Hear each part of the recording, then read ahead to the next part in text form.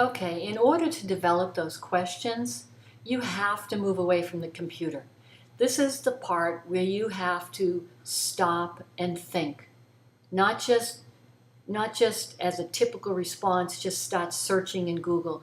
You, again, remember, you want to just search for specific information, and in order to know what information to find, you first have to stop and think about it.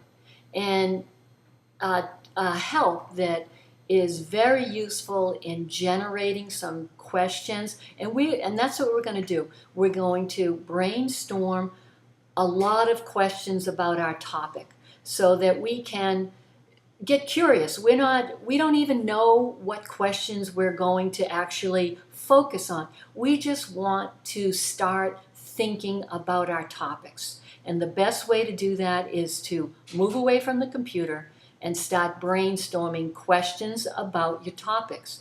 And the tool to use is what journalists use to flesh out their ideas. They want to ask the who questions, the what questions, the why, the how, the where, the when. Who, what, when, where, why, and how.